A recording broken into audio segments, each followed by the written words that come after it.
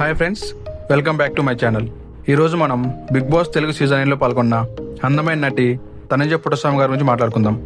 తనుజ పుట్టస్వామి, చాలామంది ఆమెను తనుజ కూడా అని పిలుస్తారు. తనుజ పుట్టస్వామి 1992 మార్చి 5న పుట్టస్వామి మరియు సావిత్రి దంపతులకు కర్ణాటక రాష్ట్రంలోని బెంగళూరులో జన్మించారు. చాలా మధ్యతరగతి కుటుంబంలో జన్మించిన తనుజ చిన్నప్పటి నుంచి నటనపైనే ఆసక్తి చూపించారు.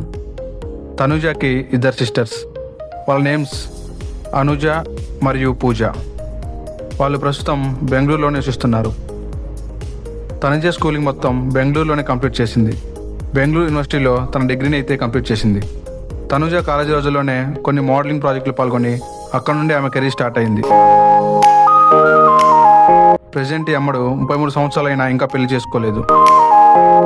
ఆమె సినీ ప్రవేశం 2013లో వచ్చిన కన్నడ హర్రర్ మూవీ 6-5 ద్వారా జరిగింది. తర్వాత తెలుగు సీరియల్ ప్రపంచంలో అడుగుపెట్టి అందాల రాక్షస్ అనే సీరియల్తో తెలుగులో డెబ్యూట్ చేశారు. కానీ ఆ సీరియల్లో తనకి అనుకున్నంత గుర్తింపు అయితే రాలేదు.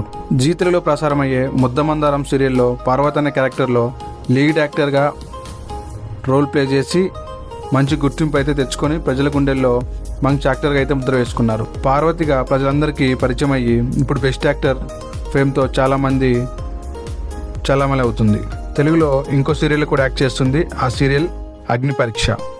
తనుజ యాక్ట్ చేసిన మరో తమిళ సీరియల్ అదే శివ మనసో శక్తి ఆన్ విజయ్ టీవీ. తనుజ పార్వతిగా మంచి గుర్తింపు అయితే తెచ్చుకుంది.